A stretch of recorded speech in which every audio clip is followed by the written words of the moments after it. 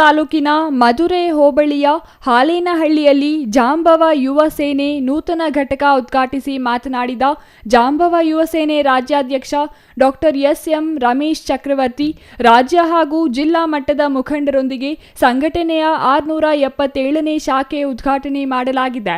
ಹಾಲೇನಹಳ್ಳಿ ಮುಖಂಡರ ಸಹಕಾರದೊಂದಿಗೆ ಅದ್ದೂರಿಯಾಗಿ ನೂತನ ಶಾಖೆ ಉದ್ಘಾಟಿಸಲಾಗಿದೆ ಎಂದರು. ಗ್ರಾಮದ ಸಮಸ್ಯೆಗಳಾದ ಹಕ್ಕುಪತ್ರ, ಸ್ಮಶಾನ, ಮೂಲಸೌಕರ್ಯ ಸೇರಿದಂತೆ ಶಾಲಾ ಕಟ್ಟಡಗಳ ವಿಚಾರ ಕುರಿತು ಸಂಬಂಧಪಟ್ಟ ಜಿಲ್ಲಾ ಹಾಗೂ ತಾಲೂಕು ಅಧಿಕಾರಿಯನ್ನು ಒಳಗೊಂಡಂತೆ ತಾಲೂಕಿನ ಶಾಸಕರ ಗಮನಕ್ಕೆ ತಂದು ಸಮಸ್ಯೆಗಳಿಗೆ ಪರಿಹಾರ ಕಲ್ಪಿಸುವ ಕೆಲಸವನ್ನು ಸಂಘಟನೆ ಮಾಡಲಿದೆ ಎಂದರು.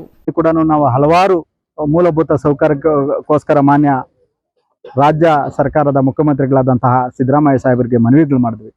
ಇವತ್ತು ದಿನದಲ್ಲಿ ಏಪ್ರಿಲ್ ಮೇ ತಿಂಗಳಲ್ಲಿ ಬರುವಂತಹ ಚುನಾವಣೆ, ಜಿಲ್ಲಾ ಪಂಚಾಯಿತಿ, ತಾಲೂಕು ಪಂಚಾಯಿತಿಗಳನ್ನ ಮುಂದ್ಗಡೆ ಇಟ್ಕೊಂಡು ಮುಂಬರುವ ದಿನಗಳಲ್ಲಿ ಬಜೆಟ್ ಅನ್ನೇ ಮಂಡನೆ ಮಾಡ್ತಾ ಇದ್ದಾರೆ.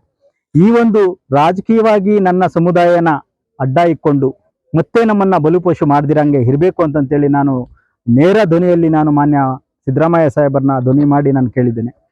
ಈ ಒಂದು ನನ್ನ ಒಬ್ಬಂದಲ್ಲ ಧ್ವನಿ, ಇಡೀ ಕರ್ನಾಟಕ ರಾಜ್ಯದ ನನ್ನ ಜನಸಂಖ್ಯೆ ಏನು ಒಲಮಾದಿಗರು ಅಂತಂತೇಳಿ ಏನಿದ್ದಾವೆ, 1,30,00,000 ಜನ ಏನಿದ್ದೀವಿ ನಾವು, ಈ ಕರ್ನಾಟಕ ರಾಜ್ಯದ ಜನದ ಪರವಾಗಿ ನಾನು ಒಳ ಮೀಸಲಾತಿ ವಿಚಾರವನ್ನು ನಾನು ಮಾನ್ಯ ಮುಖ್ಯಮಂತ್ರಿಗಳ ಸಾಹೇಬರ ಹತ್ರ ಮನ್ನಣೆ ಮಾಡ್ಕೊಂಡಿದ್ದೀನಿ.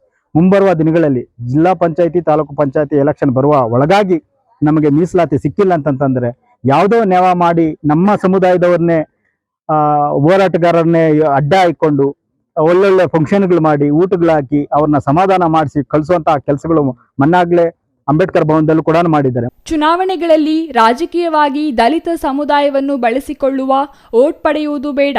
ರಾಜ್ಯದ 1.30 ಕೋಟಿಗೂ ಅಧಿಕ ಸಂಖ್ಯೆಯಲ್ಲಿರುವ ಸಮುದಾಯದ ಧ್ವನಿಯಾಗಿ ಮುಖ್ಯಮಂತ್ರಿಗಳಿಗೆ ಮನವಿ ಸಲ್ಲಿಸಿದ್ದೇವೆ. ಜಿಲ್ಲಾ ಹಾಗೂ ತಾಲೂಕು ಪಂಚಾಯಿತಿ ಚುನಾವಣೆಗಳು ಬರುವ ಒಳಗಾಗಿ ಮೀಸಲಾತಿ ಜಾರಿಗೊಳಿಸುವಂತೆ, ಸದಾಶಿವ ಆಯೋಗ ಯಥಾವತ್ ಜಾರಿಗೊಳಿಸುವಂತೆ ಮನವಿ ಮಾಡಿದರು. ಮಹೇಶ್, ಸಿಟಿವಿ ನ್ಯೂಸ್, ದೊಡ್ಡಬಳ್ಳಾಪುರ.